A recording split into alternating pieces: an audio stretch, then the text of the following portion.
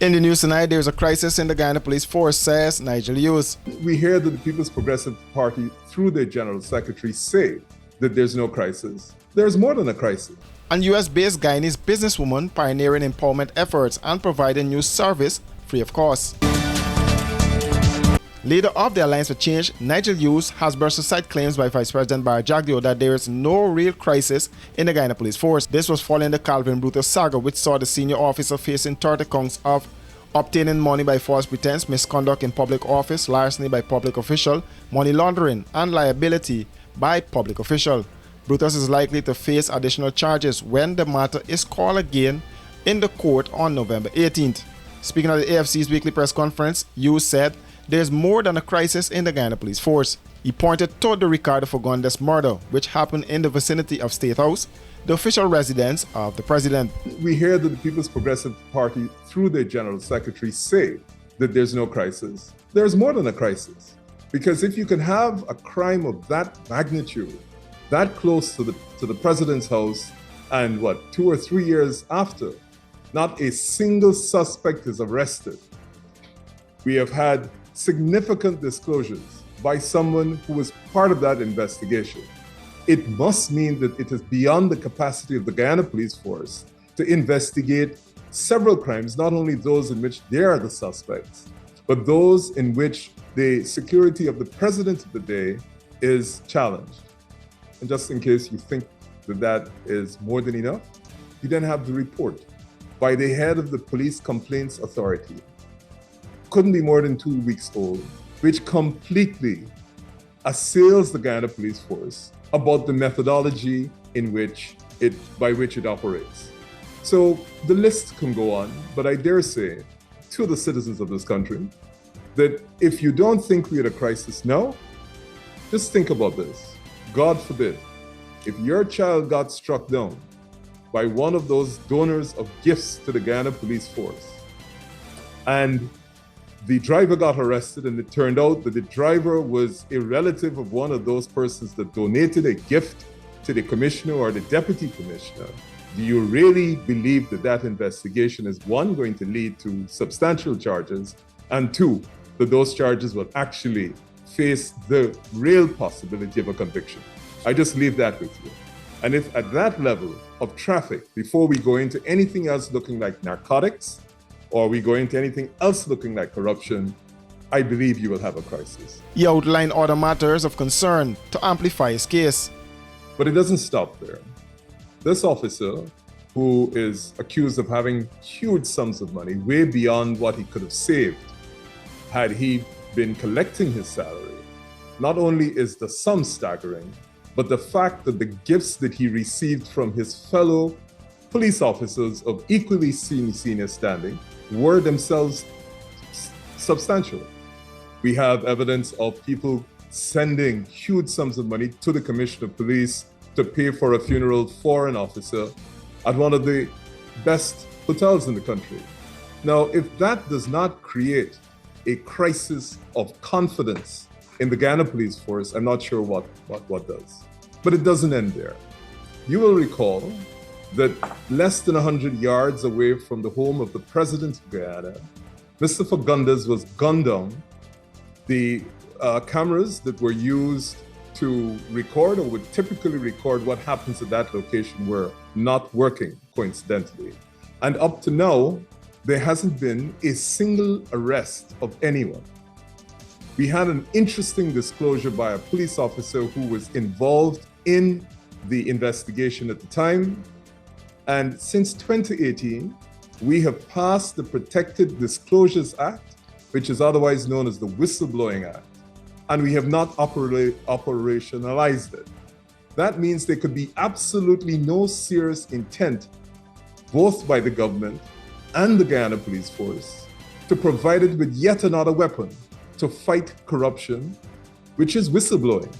Vice President Barry Jagdeo said the PP will not tolerate corruption in the Guyana Police Force or anywhere else. He said when corruption is found in the Guyana Police Force or anywhere else, there will be no attempts to cover it up. Washi. Hi people. Washing made so easy since I found Washi. Washing me use wash me clothes and I can say Wash your soap powder, wash clothes so nice. Wash your soap powder, leave your clothes color bright. Wash your soap powder, leave me clothes smelling nice, of course. So give thanks for wash your soap powder, for doing my laundry right.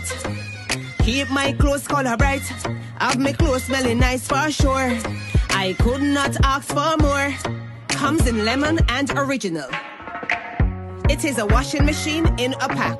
Wash your soap powder, wash clothes so nice. Wash your soap powder, leave your clothes color bright. Wash your soap powder, have my clothes smelling nice, of course. Distributors located in the Stabrook Market. It's here! Igloo Ice Cream Fruit Bars. 4 mouth-watering flavors. Mango, pineapple, strawberry, and soursop. A beautiful combination of real fruit and igloo ice cream. Go old school with fluty popsicle. Classic flavors and refreshing goodness. Available at Igloo outlets and all your favorite shops.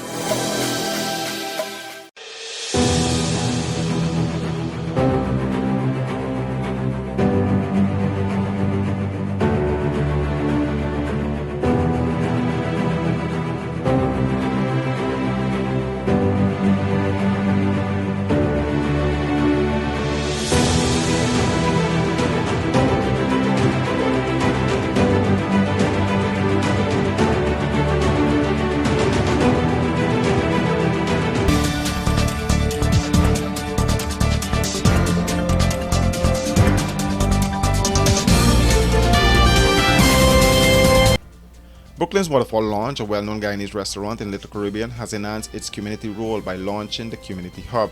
This initiative offers vital resources and support to the local Guyanese diaspora. Squared by owner Nola Rodney, the hub provides free educational programs for digital literacy, mental health, and financial wellness. It aims to bridge service gaps and foster resilience within the Caribbean community in New York. Rodney, a trained chef and entrepreneur, has a long history of community involvement. There are so many things that we experience in our culture, in the community, that we normalize and we think are okay. And coming from grandparents who I saw experience trauma and probably PTSD and depression, and people kind of just chalking it up to, you know, these people this or they're that, not ever realizing or pinpointing the fact that there's a mental health issue going on. This person has been going through a lot. So I am highly aware of how the culture views, you know, certain things when it comes to mental care in Guyana. So my goal is always to create a pipeline back home. The Community Hub's first program, Chill and Chat, began on October 17th. It features an 8-week series where participants met with mental health professionals in a relaxed setting. The sessions provide support and guidance for handling daily life challenges and promote open dialogue on mental health in a conversational format. Of course, I am not specifically targeting Guyanese people, but anyone in the community who can access what I'm offering that needs this information, that needs help. It just so happens that I am located in a community that's dominated by Guyanese people, dominated by Caribbean people. And one of the things that statistics show is Caribbean people have a way of not tapping in when they're having emotional or mental health disturbances or issues. So it's pretty much an underserved community because a lot of the issues are not reported, not diagnosed. So creating a space where people can be comfortable and relaxed and actually have fun while tapping into what's going on in their minds and bodies, that's what we're focused on. Rodney's extensive background in community service aligns with her mission for Waterfall Lounge, which has evolved into a vital culture and social resource for the Caribbean diaspora. Later this year, Waterfall will introduce digital literacy sessions and by 2025 financial literacy program designed to empower Guyanese and Caribbean residents with essential economic skills. We're not just doing this to do it. This is a calling. This is an urgency. This is something that is innate in me because I come from a line of women that always gave. So it feels great to know that it's being received, and I look forward to the people who will reach out and help, because we do have a lot of people in the world still who want to help and who want to stay on the positive side, and I am grateful for all of you. She recently hosted President Fanali and his team for an informal session guiding the Guyanese diaspora on ways to contribute and to benefit from opportunities in Guyana.